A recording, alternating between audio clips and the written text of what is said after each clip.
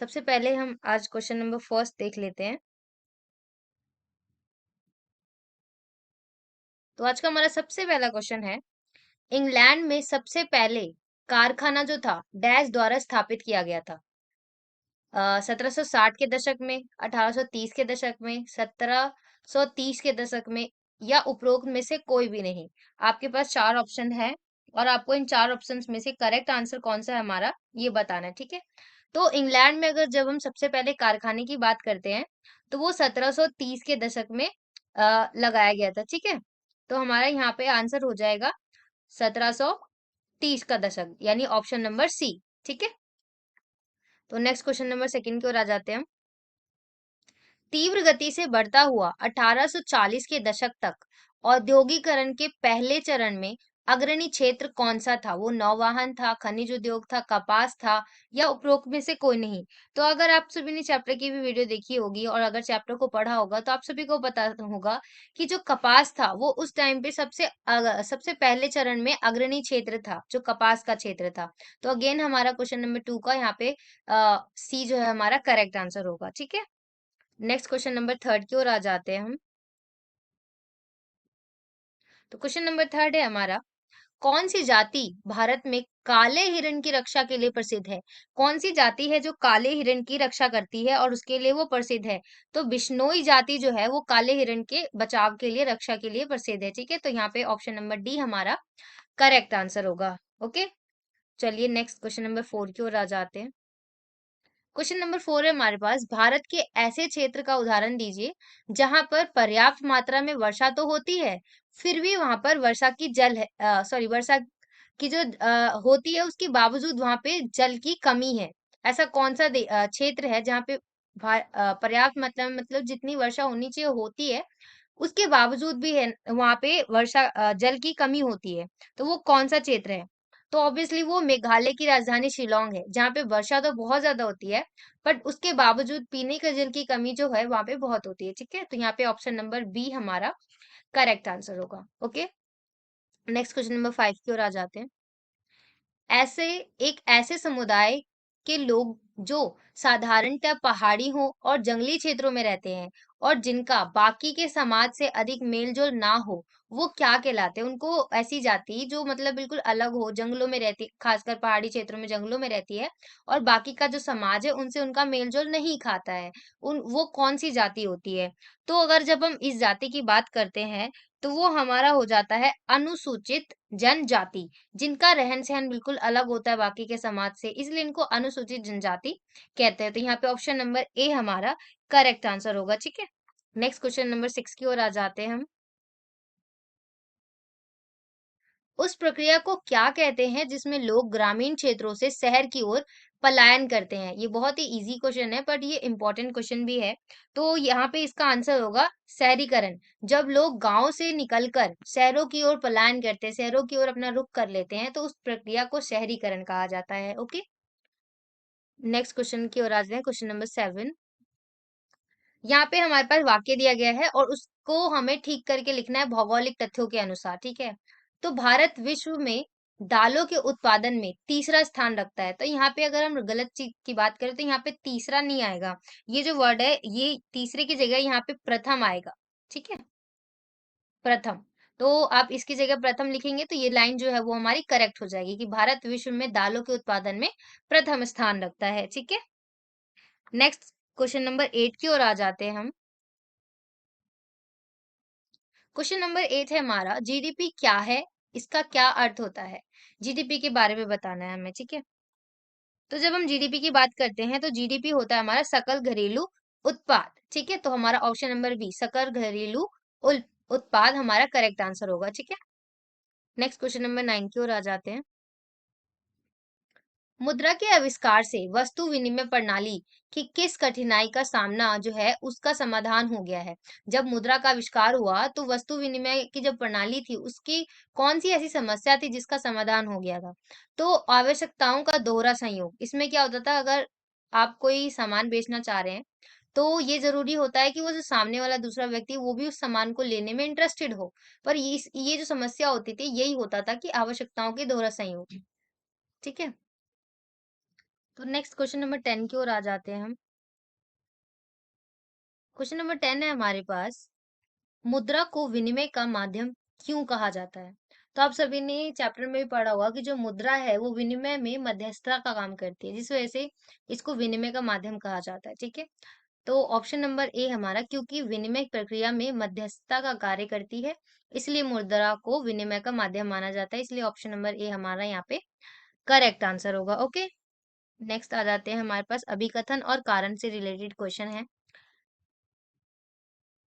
तो हमारे पास अभिकथन दिया गया है, शुरू में लोगों ने नेपोलियन का स्वागत किया और लेकिन बाद में लोगों का उस पर से विश्वास जो था वो उठ गया था। ये हमारे पास कथन है, ठीक है। और कारण क्या है कि कराधान में वृद्धि, सेंसरशिप, फ्रांसीसी सेनाओं में जबरन भर्ती ने शत्रुता की जो स्थिति थी उसको पैदा कर दिया था। तो जब हम आंसर की बात करते हैं तो ऑब्वियसली आप अगर देखेंगे ध्यान से तो अभिकथन जो है और जो कारण है वो बिल्कुल करेक्ट लिखा गया है, और जो कारण है वो अभिकथन की सही व्याख्या भी कर रहा है, इस वजह से ऑप्शन नंबर ए हमारा करेक्ट आंसर होगा यहाँ पे, ठीक है। तो नेक्स्ट क्वेश्चन नंबर 12 की ओर आ जाते हैं हम। क्वेश्चन नंबर 12 है हमारे पास, अभिकथन है। अभिकथन दिया गया है कि सरकार ने तरजीही नीतियों का पालन किया जो विश्वविद्यालयों के पदों और जो सरकारी नौकरियां हैं उसके लिए सीहली आवेदकों के पक्ष में थी। और कारण क्या था कि सरकारी उपायों ने श्रीलंकाई जो तमिल थे उनके अलगाव की भावना नहीं बढ़ी। इससे क्या हुआ, जो सरकारी जो उपाय हो रहे थे उससे क्या श्रीलंकाई जो तमिल थे उनमें अलगाव की भावना नहीं बढ़ी थी? क्या ये हमारे पास कारण जो है और जो कथन है वो बिल्कुल करेक्ट लिखा गया है? बिल्कुल नहीं। तो देखिए, जब हम बात करते हैं तो हमारे पास अभिकथन तो बिल्कुल सही लिखा है, परंतु कारण की जब हम बात करते हैं ये बिल्कुल गलत है। तो इस वजह से ऑप्शन नंबर सी हमारा करेक्ट आंसर होगा कि ए सही है परंतु आर जो है वो गलत है। ठीक है, सही नहीं है। क्वेश्चन नंबर 13, कथन है हमारे पास, राकेश एक शिक्षित और कुशल कर्मचारी है, ठीक है, जो उच्च मासिक वेतन अर्जित करता है क्योंकि वह एक शहर के एक निजी बैंक में कार्यरत है। ये हमारे पास सभी कथन है। और कारण, भारत में सभी सेवा क्षेत्र बहुत अच्छी तरह से बढ़ रहे हैं और किसी भी प्रकार की तृतीय गतिविधि में लगे प्रत्येक व्यक्ति उच्च आय अर्जित कर रहा है। क्या कथन और कारण आपको सही लग रहे हैं? बिल्कुल, कथन और कारण दोनों बिल्कुल करेक्ट लिखे गए हैं। तृतीय क्षेत्र में अगर आप अपने आसपास भी देखेंगे तो जो लोग तृतीय क्षेत्र में या सेवा क्षेत्रों में लगे हैं उनकी आय अधिकतर उच्च ही होती है। तो इस वजह से हमारा ऑप्शन नंबर एक करेक्ट आंसर होगा कि कथन और कारण दोनों सही है और कारण कथन की सही व्याख्या है, सही स्पष्टीकरण दे रहा है। ठीक है, तो नेक्स्ट क्वेश्चन नंबर 14 की ओर आ जाते हैं हम। तो हमारे पास नेक्स्ट क्वेश्चन है, क्वेश्चन नंबर 14, भारत में प्राथमिक क्षेत्र जो है वो सबसे बड़ा नियोक्ता है। कारण क्या है कि सेवाओं की मांग से भारी वृद्धि हुई है। क्या आपको ये कथन और कारण करेक्ट लग रहे हैं? बिल्कुल भी नहीं। यहाँ पे अगर आप देखते हैं तो ए और आर दोनों ही एक तरह से गलत लिखे गए हैं कि भारत में जो प्राथमिक क्षेत्र है वो बड़ा नियोक्ता है। नियोक्ता थोड़ी ना मतलब ज्यादा लोगों को रोजगार नहीं देता, और सेवाओं की मांग बढ़ रही है इसकी वजह से प्राथमिक क्षेत्र, ये मतलब कोई रिलेशन ही नहीं बन रहा है यहाँ पे, ठीक है। तो इस वजह से क्वेश्चन नंबर 14 का हमारा ऑप्शन नंबर बी जो है वो करेक्ट आंसर होगा। ए और आर दोनों गलत है, ठीक है। क्वेश्चन 15, श्रीलंका में पास हुए 1950 के कानून के अनुसार सीली लोगों ने के वर्चस्व के तीन प्रावधान बताने में कौन से थे? सीली भाषी को श्रीलंका की राजकीय भाषा घोषित कर दी गई थी, बिल्कुल। सीली लोगों को शिक्षण संस्थाओं सरकारी नौकरियों में प्राथमिकता मिली थी, ये भी था। सीली लोगों ने राजनीतिक प्रक्रिया में स्वतंत्र रूप से भाग लेने का अधिकार था सीलियों को, बिल्कुल। तो आप कह सकते हैं यहाँ पे उपरोक्त सभी, ये तीनों जो हमारे करेक्ट आंसर है, ठीक है। तो यहाँ पे हमारा उपरोक्त सभी यानी ऑप्शन नंबर 4 हमारा करेक्ट आंसर होगा। ओके, तो नेक्स्ट क्वेश्चन नंबर 16 की ओर आ जाते हैं हम। नीचे दी गई परिस्थिति का अध्ययन कीजिए और बताइए कि अनीता किस क्षेत्र में कार्यरत है। तो देखिए, ये विशेषता है, ठीक है, और ये सुविधाएं हैं। तो नौकरी की सुरक्षा उसके पास नहीं है, स्वास्थ्य की सुविधा वो भी नहीं है, काम के निश्चित घंटे वो भी नहीं है। तो यहाँ पे करेक्ट आंसर क्या होगा आपको ये बताना है। तो आप लोगों ने चैप्टर में भी ध्यान दिया होगा कि जिनके पास ये सारी सुविधाएं नहीं होती है वो असंगठित क्षेत्र में कार्यरत होते हैं, ठीक है। तो नेक्स्ट क्वेश्चन नंबर 17 की ओर आ जाते हैं हम। तो नेक्स्ट हमारे पास क्वेश्चन नंबर 17 है। हमें तालिका दी गई है और उसमें से हमें ए और बी, जहाँ पे डैश दिया गया है, उसको फुलफिल करना है। तो बेसिकली हमसे पूछा गया है गन्ने की जो फसल होती है उसमें अपेक्षित वर्षा, मतलब उसको वर्षा की कितनी जरूरत होती है। तो आप कह सकते हैं 1100 एवं 1500 किलोमीटर तक की, सॉरी, 1500 मिलीमीटर,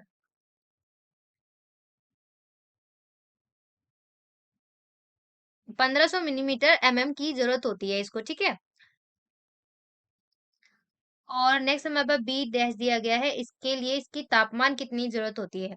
तो तापमान की अगर हम बात करें तो उपयुक्तम तापमान जो है ना, वो 32 डिग्री से लेकर 38 डिग्री तक होता है, ठीक है, गन्ने के फसल के लिए, ठीक है। तो नेक्स्ट क्वेश्चन नंबर 18 की ओर आ जाते हैं हम।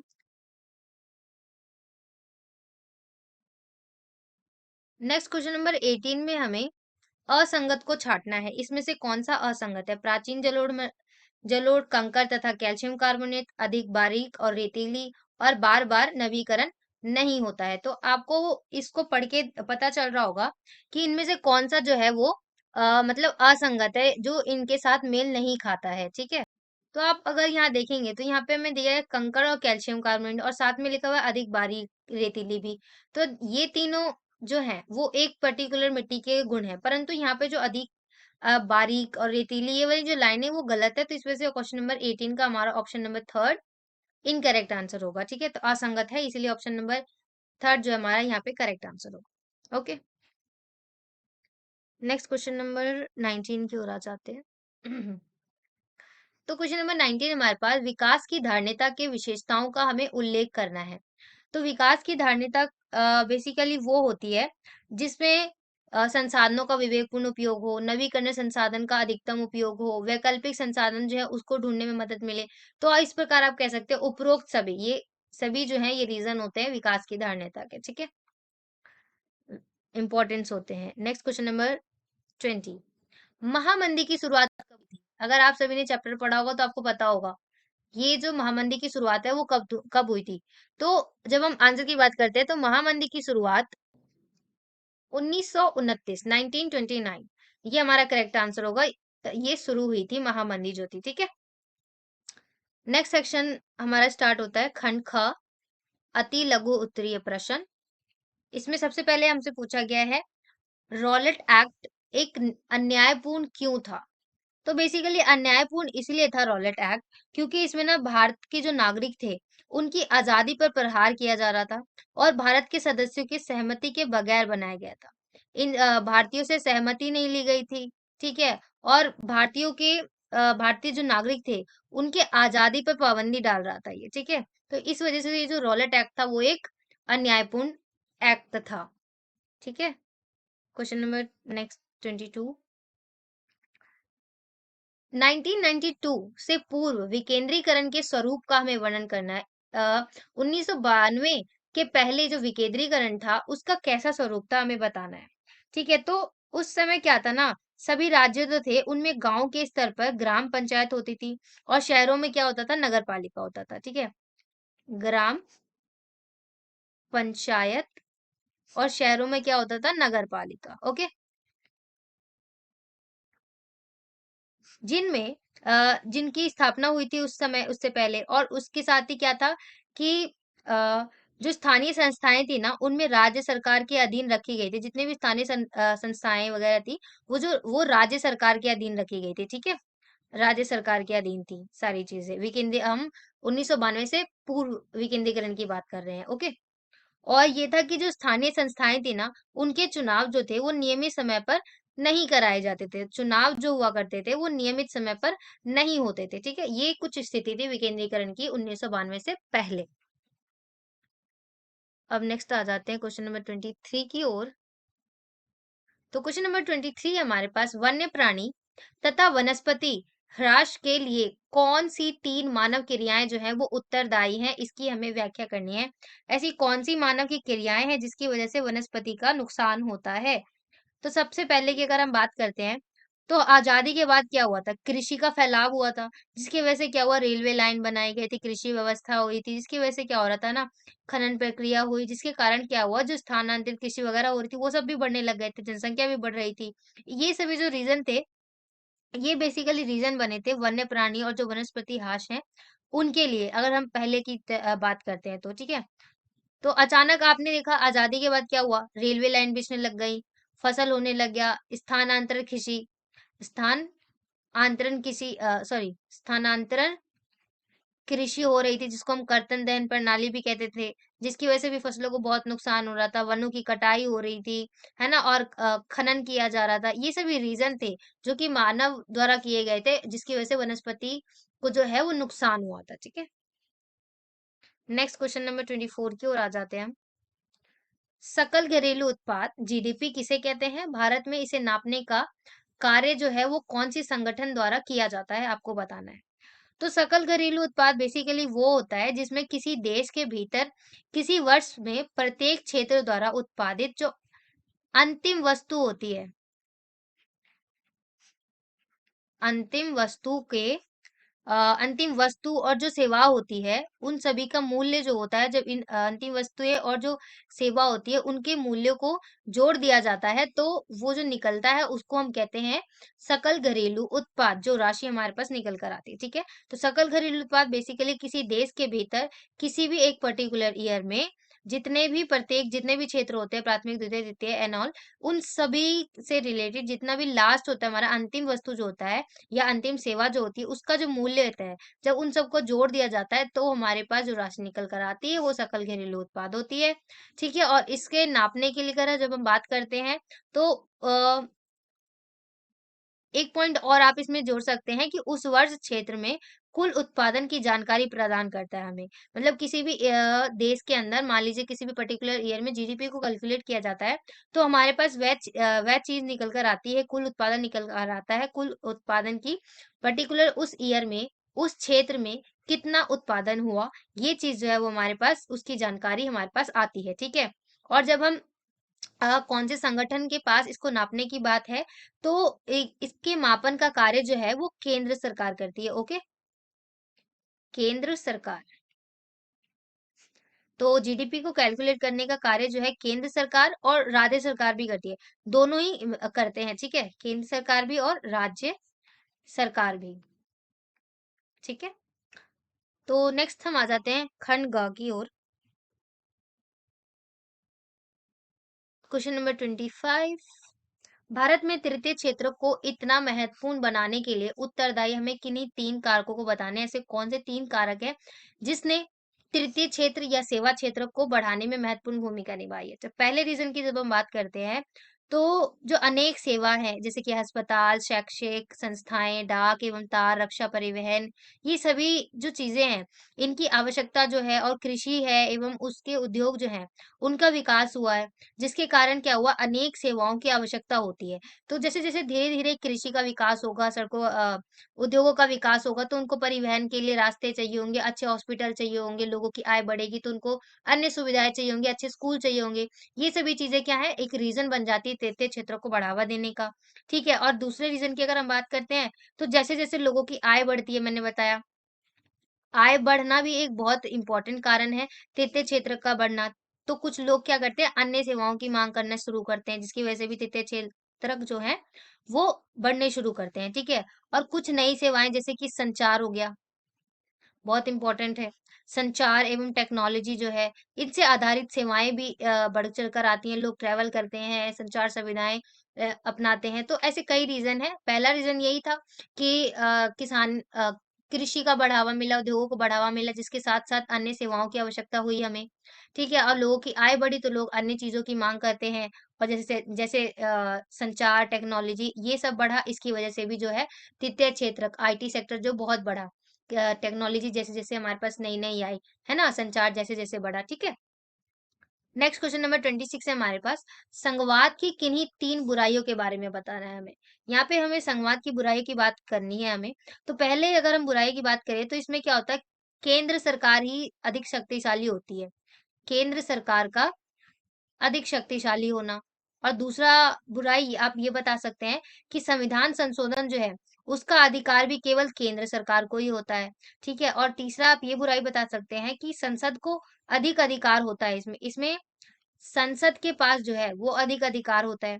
और एक रीजन आप ये भी बता सकते हैं कि धन संबंधी जितने भी फैसले लेने होते हैं, जितने भी धन संबंधी रिलेटेड जितनी भी चीजें होती हैं, अधिकार होता है, वो सारा किसके पास होता है? वो भी केंद्र के पास ही होता है।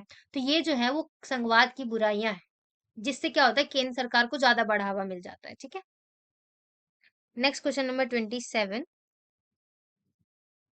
भारत में औपचारिक ऋण क्षेत्र को विस्तृत करना क्यों आवश्यक है? औपचारिक ऋण की बात कर रहे हैं हम यहाँ पे। अनौपचारिक बेसिकली आप अपने भाई बंधुओं से, अपने रिलेशन में किसी से उधार ले लेते हैं। औपचारिक वो होता है जब हम बैंकों से ऋण लेते हैं। ठीक है, तो उन औपचारिक क्षेत्रों को बढ़ाने की आवश्यकता क्यों है, उनको विकसित करने की आवश्यकता क्यों है, आपको ये बताना है। ठीक है, तो बेसिकली क्या होता है, जो अनौपचारिक क्षेत्र होते हैं, हमें औपचारिक क्षेत्रों की इंपॉर्टेंस के बारे में बताना है यहाँ पे, तो हम इसके अपोजिट में बात करेंगे। तो जो अनौपचारिक क्षेत्र होते हैं उनमें ब्याज का कोई मतलब, कोई दर ना, मतलब उसमें तय नहीं होती है कि आपको इतने पे ही ब्याज मिलेगा। वो अपनी मनमर्जी चलाते हैं साहूकार वगैरह जो होते हैं। ठीक है, इसकी वजह से क्या होता है ना, लोगों का जो है शोषण बहुत होता है अनौपचारिक क्षेत्र में, जिसकी वजह से। और औपचारिक क्षेत्र में क्या होता है, इन लोगों का शोषण नहीं होता है। तो इसकी वजह से औपचारिक क्षेत्र जो है उसको बढ़ाना बहुत जरूरी है, ताकि लोग शोषण से बच सकें, है ना। और ये भी हो सकता है कि जो गरीब अशिक्षित लोग होते हैं उनको आसानी से ना ऋण जाल में फंस जाते हैं। वो जब वो अनौपचारिक क्षेत्र से ऋण लेते हैं तो वो आसानी से ऋण जाल में फंस जाते हैं। परंतु इस ऋण जाल से बचाने के लिए लोगों को औपचारिक क्षेत्र को बढ़ाना बहुत इंपॉर्टेंट है। एक रीजन ये भी हो सकता है कि जो ग्रामीण क्षेत्र के जो साहूकार होते हैं उन पे लोगों की निर्भरता कम हो, और जो छोटे कर्जदार हैं उनको भी आसानी से ऋण जो है वो अवेलेबल हो पाए। ये रीजन भी है जिसकी वजह से हमें औपचारिक क्षेत्र को बढ़ाने की बहुत ज्यादा आवश्यकता है। ठीक है, नेक्स्ट क्वेश्चन है हमारे पास, हिमालय में प्रसिद्ध चिपको आंदोलन का हमें वर्णन करना है। मोस्ट इंपॉर्टेंट क्वेश्चन मैं आपको कहूंगी, ये वेरी वेरी इंपॉर्टेंट क्वेश्चन है। तो हमें चिपको आंदोलन के बारे में बताना है, जो कि हिमालय में हुआ था। तो अगर हम फर्स्ट पॉइंट की बात करें तो ये जो है हिमालय क्षेत्र के स्थान के जो लोग हैं उनके द्वारा प्रारंभ हुआ था। वहाँ स्थानीय हिमालय क्षेत्र के जो स्थानीय लोग थे उनके द्वारा ये जो है वो स्टार्ट किया गया था। और सेकेंड रीजन आप ये बता सकते हैं कि ये जो आंदोलन है वो सुंदर लाल बहुगुणा द्वारा प्रारंभ किया गया था। ठीक है, और सुंदर लाल बहुगुणा। ठीक है, और थर्ड रीजन आप ये बता सकते हैं कि इसमें ना जो स्थानीय लोग थे वो पेड़ों से लिपट गए थे। ओके, पेड़ों से लिपट जाते थे और बोलते थे आप पेड़ों को नहीं काट सकते, अगर आपको काटना है तो आपको पहले हमें भी काटना पड़ेगा। ठीक है, तो वो पेड़ों से लिपट जाते थे और कहते थे हम पेड़ों को नहीं कटने देंगे। और यह जो है सुंदरलाल बहुगुणा द्वारा प्रारंभ किया गया था, और ये हिमालय क्षेत्र में स्थानीय लोगों के प्रारंभ द्वारा किया गया था। ठीक है, तो ये हमारा था हिमालय क्षेत्र में प्रसिद्ध चिपको आंदोलन। नेक्स्ट हमारे पास क्वेश्चन नंबर 29 है, हमें फिल इन द ब्लैंक्स को पूरा करना है। सेज की फुल फॉर्म बतानी है आपको। तो सेज बेसिकली होता है स्पेशल इकोनॉमिक जोन। ओके, हम देख लेते हैं एक बार। Special economic zone, economic zone हमारा इसका ये आंसर होगा। और डब्ल्यूटीओ की फुल फॉर्म बतानी है हमें, तो डब्ल्यूटीओ होता है विश्व व्यापार संगठन। विश्व व्यापार संगठन। ओके,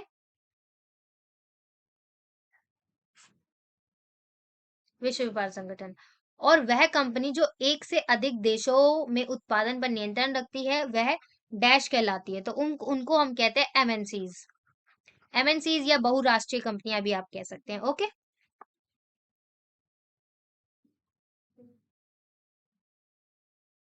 नेक्स्ट सेक्शन हमारे पास खंड घ है, जिसमें 5 मार्क्स के क्वेश्चन स्टार्ट होते हैं हमारे।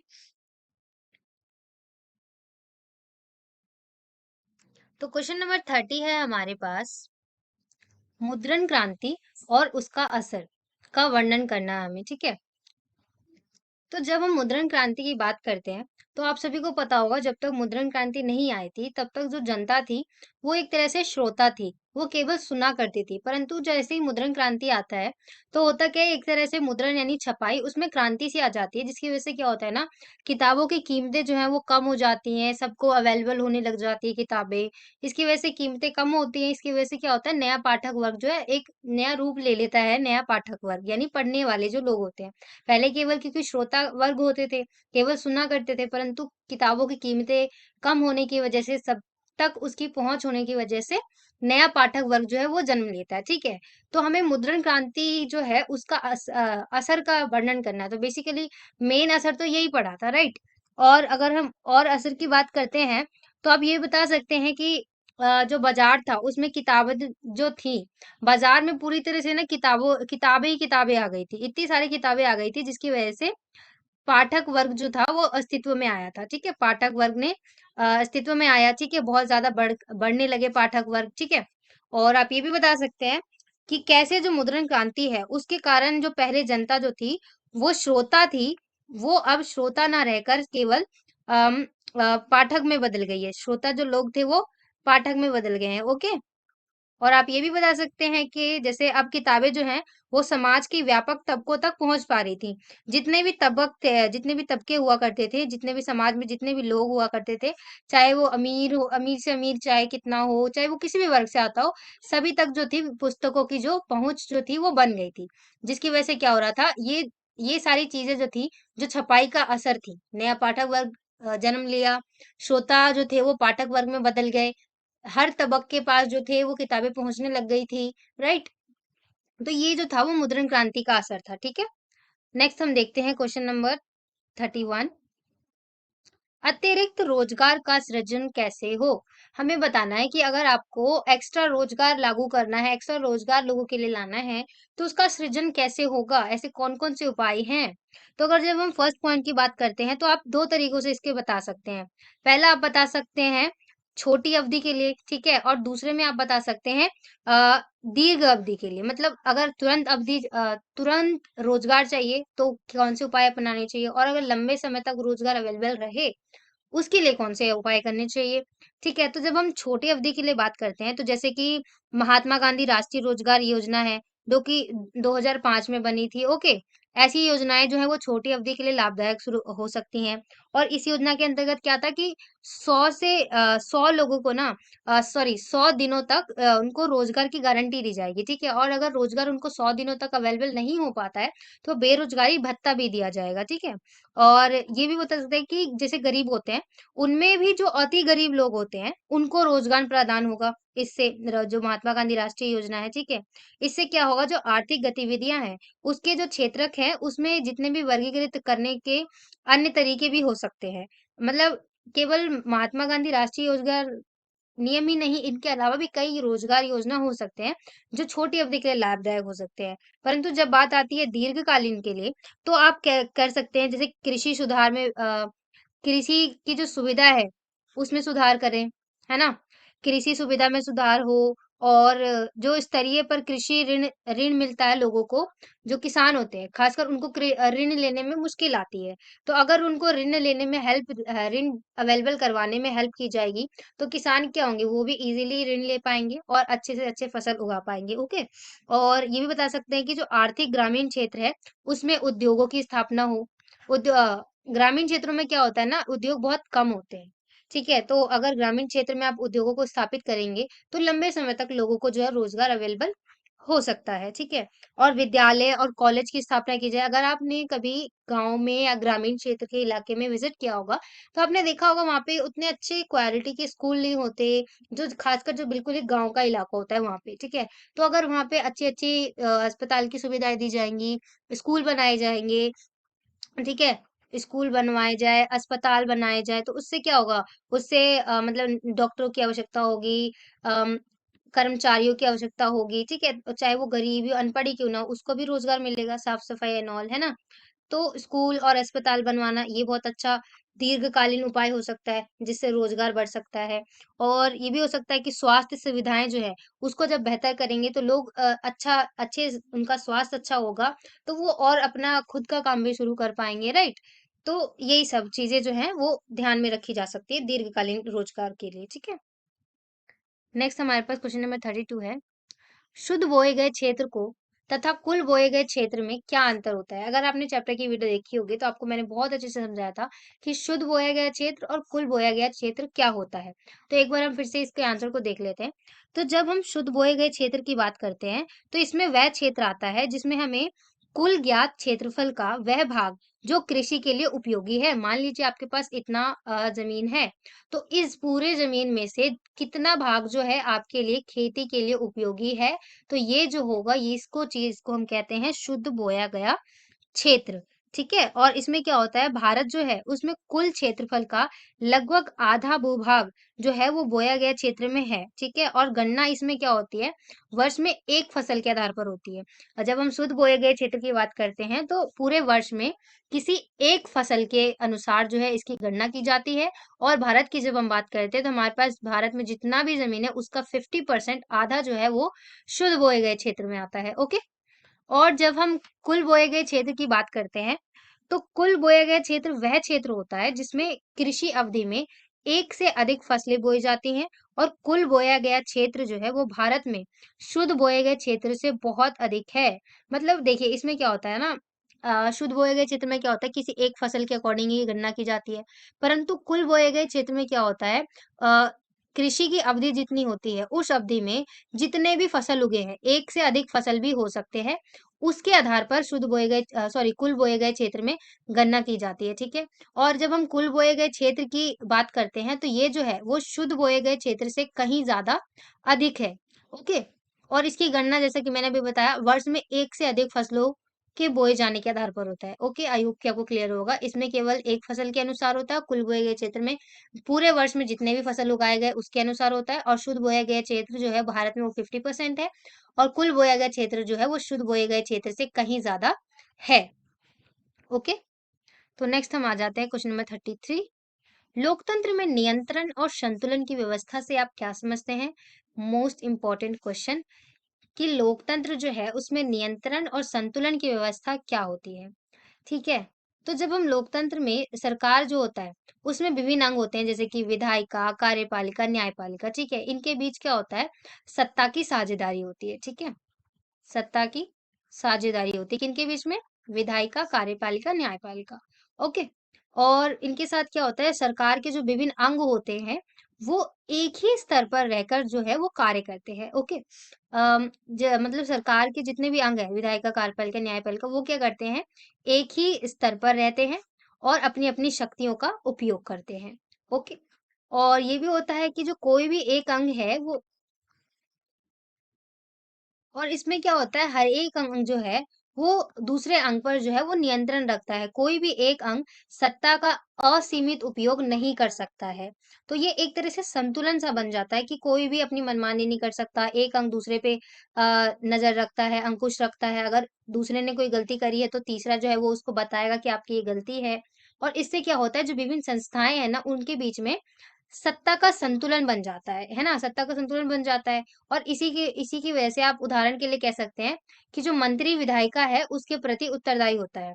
मतलब फॉर एग्जाम्पल मैं बता रही हूँ आपको कि जो मंत्री होता है वो विधायिका के प्रति उत्तरदायी होता है ना? और जो न्यायपालिका होती है, ये वाली लाइन को बड़े ध्यान से सुनिएगा कि तो देखिए यहाँ पे सत्ता के जो नियंत्रण और संतुलन की बात करते हैं व्यवस्था की, तो उसमें हमारे पास 3 अंग होते हैं, ठीक है? न्यायपालिका, कार्यपालिका और होता है हमारे पास विधायिका,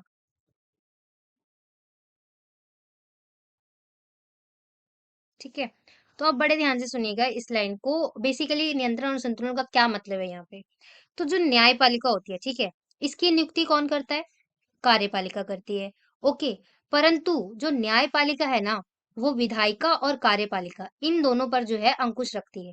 हालांकि देखिए, जो न्यायपालिका है उसको किसने बनाया? कार्यपालिका ने। परंतु ये जो न्यायपालिका है वो चाहे वो काम कार्यपालिका ने किया हो चाहे विधायिका ने किया हो, इन दोनों के कार्य पर अंकुश कौन रखता है? न्यायपालिका रखती है। तो यहाँ पे आपको एक संतुलन सा दिख रहा होगा, नियंत्रण दिख रहा होगा, है ना? और इसके द्वारा जितने भी मतलब विधायिका और कार्यपालिका द्वारा जितने भी कानून बनाए गए हैं उन पर अंकुश कौन रखता है? न्यायपालिका रखती है, ओके।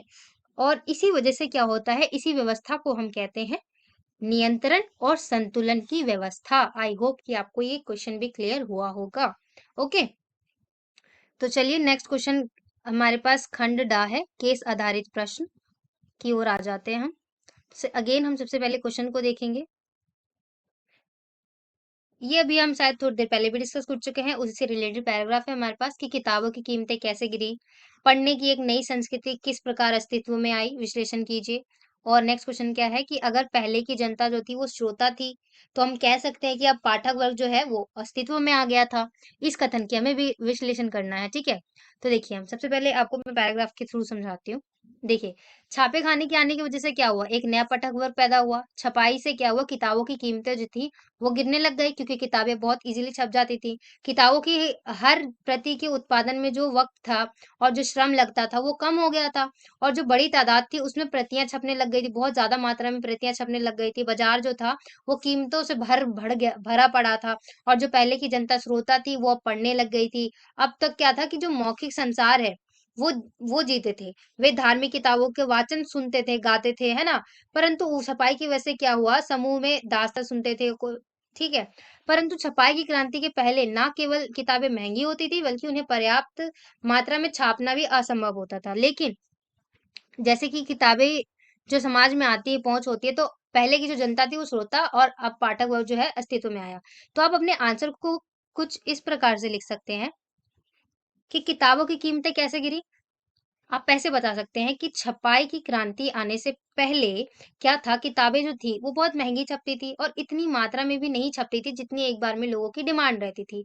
इस वजह से क्या होता था, सबकी पहुंच वहां तक नहीं हो पाती थी। परंतु जैसे ही छपाई आती है, मुद्रण क्रांति होती है, तो किताबें बहुत ज्यादा छपने लग गई है, इजीली आपको सबको अवेलेबल हो गई हैं, और उनकी किताबें की जो कीमतें हैं वो इस वजह से गिरने लग गई, क्योंकि बाजार पूरी तरह से किताबों से भर गया था।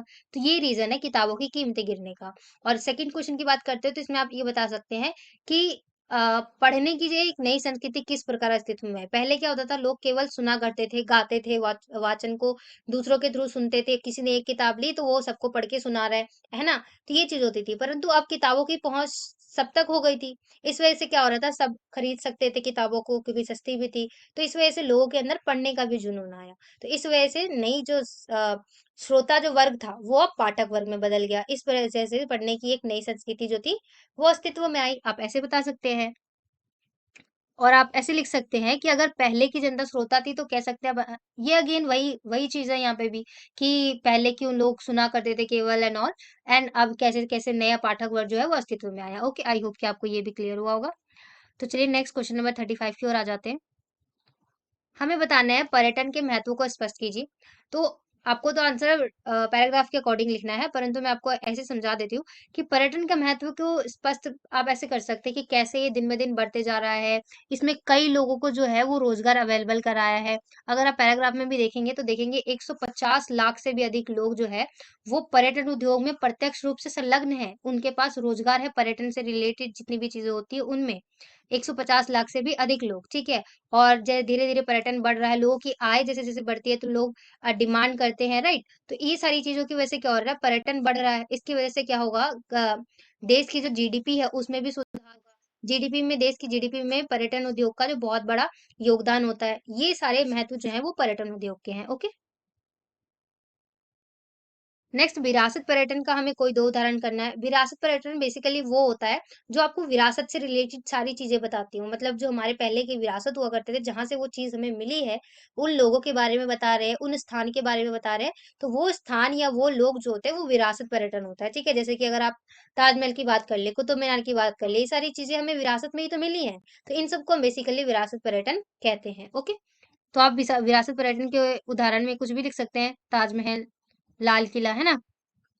और भारत में पर्यटन सुधार के लाभों का आंकलन बेसिकली देखिए, अभी मैंने जैसा कि आपको बताया, इतने अधिक मात्रा में लोग इसमें संलग्न हैं, तो पर्यटन में अगर सुधार होगा तो ऑब्वियसली लोगों के पास और रोजगार होगा। जो छोटे छोटे दुकान वाले हैं या जो आसपास फेरी लगाते हैं उनका भी कितना बेनिफिट होगा, उनको भी रोजगार मिलेगा, और ऐसी कई सेवाएं होंगी, कई ऐसी चीजें जो होंगी वो निकलेंगी पर्यटन के थ्रू। अगर पर्यटन में सुधार होगा, लोग अधिक से अधिक ट्रैवल करने आएंगे, घूमने फिरने आएंगे, तो लोग आएंगे तो खर्च भी तो करेंगे, तो वो पैसा भी तो हमारे इंडिया में ही रहेगा, हमारे देश को फायदा मिलेगा, ठीक है। तो ये जो है, ये चीजें जो है वो लाभ का आंकलन कर सकती हैं पर्यटन के सुधार के लिए। ठीक है, नेक्स्ट क्वेश्चन नंबर 36 की ओर आते हैं हम। परिषद चुनाव के बहिष्कार के संबंध में हमें जस्टिस पार्टी की भूमिका को स्पष्ट करना है। तो देखिए, आप जैसे कि जैसे ही पैराग्राफ में आएंगे तो आपको इजीली यहाँ पे दिखेगा कैसे मोर्चा हो रहा था, होली जलाई जा रही थी, ये सारी चीजें हो रही थी यहाँ पे। ठीक है, तो जब बहिष्कार जो है उसमें आई थी छोड़कर क्या लोगों ने भारतीय कपड़ों को पहनना शुरू कर दिया एंड ऑल दीज थिंग्स इस टाइम हुआ। ठीक है, तो जब हम जस्टिस पार्टी की बात करते हैं तो होता क्या है कि तो बेसिकली जब हम परिषद चुनावों में जस्टिस पार्टी की बात करते हैं तो जस्टिस पार्टी का मेन रोल ये था कि इसकी नींव जो थी वो मद्रास में रखी गई थी। ठीक है, और बेसिकली जस्टिस पार्टी ने क्या काम किया था, जितने भी गैर ब्राह्मण लोग हुआ करते थे, गैर ब्राह्मण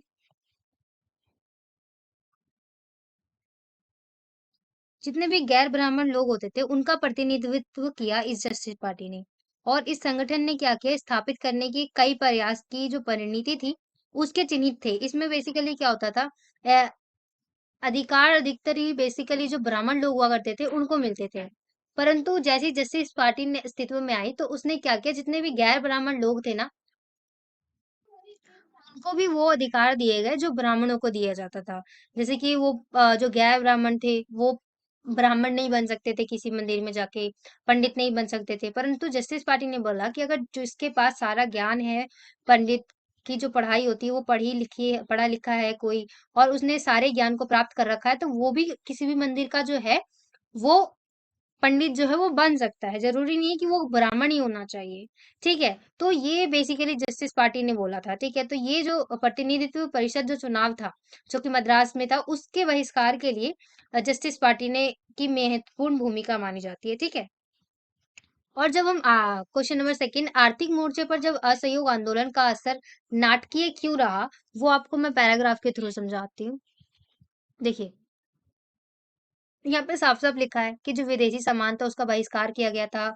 शराब की दुकानों की पिकेटिंग की गई थी। पिकेटिंग मैंने आपको पहले ही बताया, मतलब अंदर जाने के रास्ते को ब्लॉक कर देना, ओके। और जैसे विदेशी कपड़े होते हैं उनकी उनको इकट्ठा करके और उनकी पूरी तरह एक तरह से होली जलाई गई। ये सारी चीजें की गई। तो ये इस तरह एक तरह से नाटक ही तो है। इस वजह से कहा जाता है कि असहयोग आंदोलन की जो भी प्रतियां थी वो एक तरह से नाटकीय रही थी। बहुत ज्यादा नाटकीय असर रहा था असहयोग आंदोलन का। ठीक है, और विदेशी कपड़े का जो आयात था वो बिल्कुल आधे घट गया था। तो इन सब इस आर्थिक मोर्चे पर खासकर पड़ा था। क्यों, देखिए कि कैसे किस प्रकार विदेशी कपड़ों का आयात जो था वो घटकर आधा रह गया था। उसकी कीमत 102 से घटकर केवल 57 करोड़ ही हो गई थी। तो ये देख सकते हैं कितनी बुरी तरह से आर्थिक मोर्चे पर इसका असर पड़ा था। इस वजह से इसको कहा जाता है आर्थिक मोर्चे पर असहयोग का असर जो है वो नाटकीय रहा था। Okay, next question number third, विदेशी कपड़ा व्यापार पर बहिष्कार आंदोलन से पड़े प्रभाव को स्पष्ट कीजिए। तो देखिए, जब विदेशी कपड़े का बहिष्कार होता है तो असर क्या पड़ता है कि जब बहिष्कार आंदोलन जो है वो फैलने लगा तो लोग क्या करने लगे कि जो आयातित कपड़े थे उसको छोड़ दिया और जो केवल भारतीय में कपड़े बनते थे उनको पहनने लग गए भारतीय कपड़े। इसकी वजह से क्या हुआ, लोगों ने आयातित कपड़ों को पहनना बंद किया, भारतीय कपड़ों को पहनना शुरू किया। तो भारत में जो कपड़े मिल थे और जो हथकरघा थे उसमें उत्पादन बढ़ने लगा, उनकी आर्थिक स्थिति सुधरी, थोड़ी और उत्पादन होने लग गया, उनको काम मिलने लग गया। तो ये जो था ये असर था किसका, बहिष्कार आंदोलन का। ओके, तो नेक्स्ट हम क्वेश्चन नंबर 37 जो कि हमारा मानचित्र से रिलेटेड है इस पे आ जाते हैं। एक बार मैं स्क्रीन को थोड़ा सा छोटा करती हूँ, आई होप कि आपको विजिबल होगा स्क्रीन। तो क्वेश्चन नंबर 37 है हमारे पास, का ऑप्शन नंबर ए है हमारे पास, वह स्थान जहाँ पे 1927 में भारतीय राष्ट्रीय कांग्रेस का अधिवेशन हुआ था। और बी में हमें पॉइंट आउट करना है वह स्थान जो नील की खेती करने वाले किसानों के आंदोलन से संबंधित है। तो चलिए एक बारी मैप की ओर आ जाते हैं।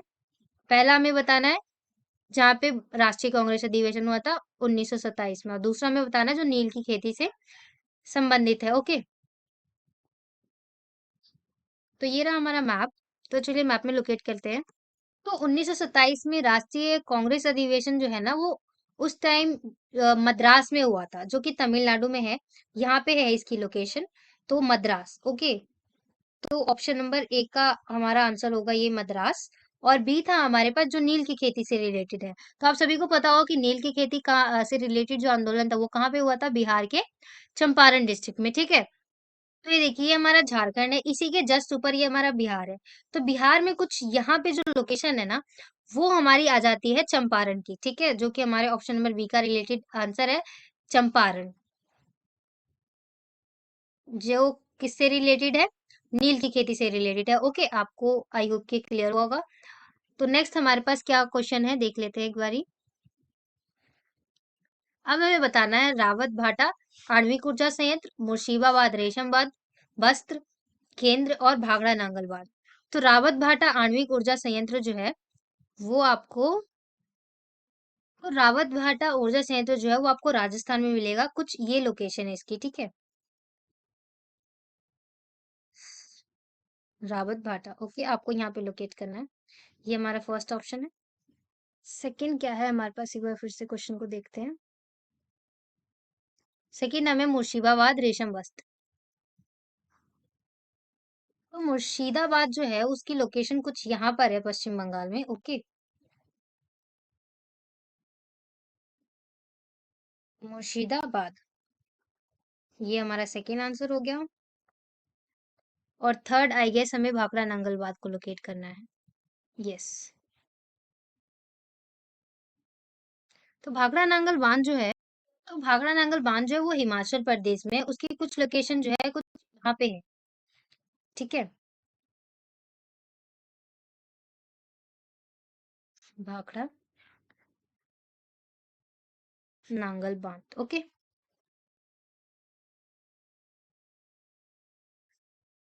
तो देखिए मैं आपको एक बार मैप को स्मॉल करके पूरी सारी लोकेशंस को एक बार क्लियर कर देती हूँ। देखिए, 1927 में मद्रास में कांग्रेस राष्ट्रीय अधिवेशन हुआ था। ऑप्शन नंबर ए हमारा इसका आंसर है। और बी हमारा है चंपारण, जो कि बिहार में है, जो कि नील की खेती से रिलेटेड है। ओके, रावत भाटा आपको राजस्थान में है, कुछ ये लोकेशन है इसकी। और मुर्शिदाबाद जो है वो वस्त्र वाला केंद्र जो है वो यहाँ पर है, पश्चिम बंगाल में। और भाखड़ा नांगल बांध जो है वो आपको हिमाचल प्रदेश की कुछ यहाँ पे लोकेशन मिलेगी। ओके, तो आई होप कि आपको मैप का क्वेश्चन जो है वो बिल्कुल क्लियर होगा। और इसी के साथ अगर आपको इसकी आंसर की चाहिए तो मैं आपको स्टेप, अब आने वाले वीडियो में आपको मैं स्टेप बता देती हूँ कि आप कैसे जो है इस क्वेश्चन पेपर की मार्किंग स्कीम को डाउनलोड कर सकते हैं। ओके, तो सबसे पहले आपको गूगल पे जाना है, ठीक है, आप गूगल पे जाएंगे तो वहां पे आपको टाइप करना है एकलव्य स्टडी पॉइंट। फिर आपके सामने हमारे वेबसाइट की लिंक आएगी, तो इस लिंक पे क्लिक करना है आपको। और फिर जब जैसे ही आप लिंक पे क्लिक करेंगे तो आपके सामने कुछ ऐसी स्क्रीन शो होगी, जो कि हमारे वेबसाइट की स्क्रीन है। ओके, फिर उसके बाद आप इन थ्री डॉट्स पे क्लिक करेंगे, तो इन थ्री डॉट्स पे क्लिक करने के बाद आपको एक बार नीचे थ्री डॉट्स पे क्लिक करने के बाद आपके सामने कुछ ऐसा इंटरफेस होगा। ओके, इस इंटरफेस में आपको मार्किंग स्कीम पे क्लिक करना है। आप जिस भी क्लास के स्टूडेंट हैं, यानी मान लीजिए क्लास 10 के, तो आपको यहाँ पे क्लिक करना है। फिर आपको कौन से सब्जेक्ट की चाहिए वो आपके सामने स्क्रीन होगी, उस सब्जेक्ट का क्लिक करके आप वहां से जो है मार्किंग स्कीम को डाउनलोड कर सकते हैं। ओके, आई होप आपको स्टेप जो है वो क्लियर हो गया होगा। और इसी के साथ ये हमारा क्वेश्चन पेपर जो है वो भी सॉल्व होता है, कंप्लीट होता है। और अगर आपको कुछ पूछना हो तो please do right in the comment section. और अगर आपको ये वीडियो पसंद आई है तो do like share and subscribe and thanks for watching.